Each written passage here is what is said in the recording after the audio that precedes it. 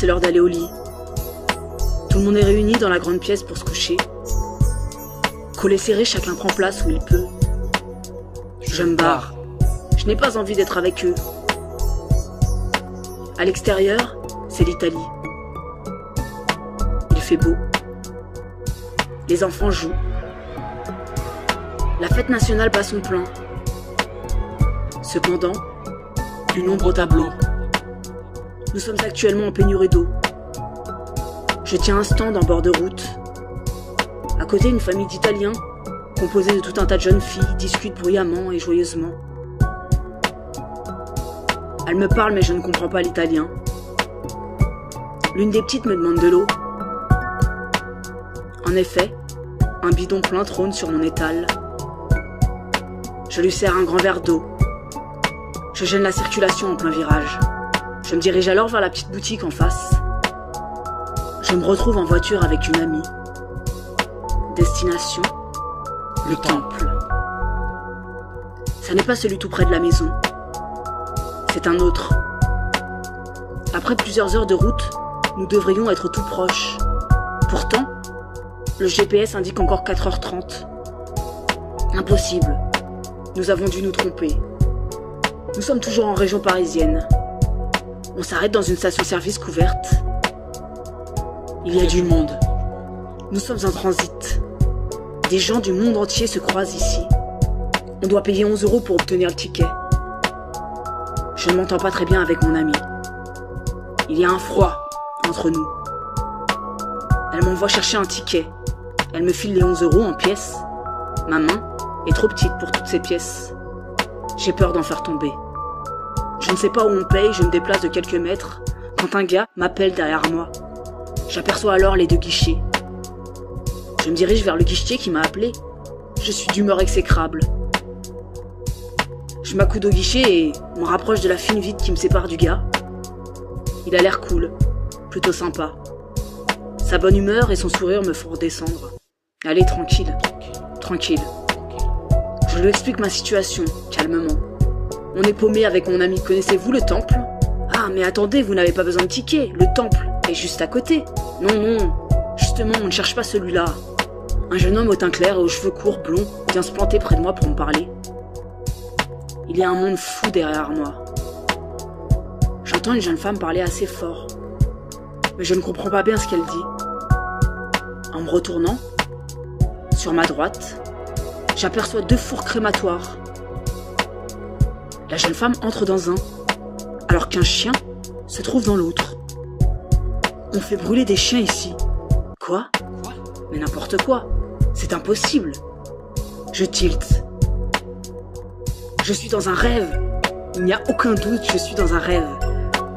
Je regarde ma main pour vérifier l'information. Elle semble normale, à une exception près. Mon pouce est beaucoup plus gros qu'à l'accoutumée. Ok, du calme. Je suis dans un rêve. Ever arrive droit sur moi. Il commence à me parler, mais je le coupe aussitôt. Attends Ever, attends, on est dans un rêve, j'ai pas le temps, je dois rester focus. Une pensée me traverse.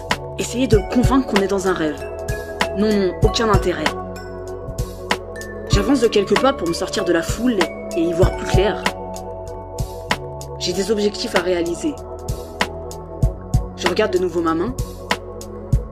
Mon ami me regarde au loin. Mon calme stabilise la scène. Toute la foule se dirige vers un couloir du garage. Je suis prise dans le mouvement. Tous ces personnages existent.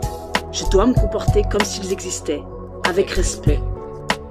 Je pense à mon premier objectif. Près de moi, une petite Asiate d'une 30aine d'années sourit. Je lui demande « Avez-vous besoin d'aide ?» Elle est assez surprise de ma question, mais joue le jeu, un peu gênée. Je ne sais pas trop. On passe à côté d'un compartiment où sont empilés des bidons vides en plastique. Tiens, donnez-moi un bidon. Je prends un des bidons et lui donne. Vous êtes satisfaite? À la caisse sourire aux lèvres. Le rêve est stable. Deuxième objectif, rouler vite. je retourne voir mon ami pour prendre la voiture dans laquelle j'étais. Je m'installe dedans et dis à mon ami qu'elle ne s'inquiète pas, je vais revenir. La voiture est une vieille décapotable, bleu clair, ornée sur le côté de bandeaux blancs. Une marque inconnue. Au volant, je cherche les pédales, mais ne les trouve pas. Mince, il ne faut pas que je m'énerve. Mais comment fonctionne cette voiture? J'appuie avec mon pied sur la moquette et les pédales sont en fait enfouies sous le parterre. C'est assez bizarre. L'accélérateur est à gauche. Bref, j'ai compris. J'appuie sur l'accélérateur et tourne le volant pour me diriger vers la sortie. Dehors, il y a un beau soleil. Je me retrouve sur le périph' bondé. Mais je dois bien avouer que ce temps est particulièrement réjouissant. Cette voiture ne me plaît pas trop. On dirait un jouet. Dans mon rétro, je vois au loin une magnifique Ferrari noire foncée. À son volant, un grand gars, costaud. L'air sérieux. Allez mince, je suis dans un rêve, je veux cette voiture. Et au moment où la Ferrari passe à ma gauche, je donne un coup de volant pour la heurter. J'espère que le type ne va pas me mettre un coup de boule. Malheureusement, échec. Il est passé sans même prêter attention à mon écart. Les joues sont complètement rougies et gelées par le froid. Cette fraîcheur est plaisante. C'est une belle journée d'hiver. Je prête attention à la sensation de mes mains sur le volant.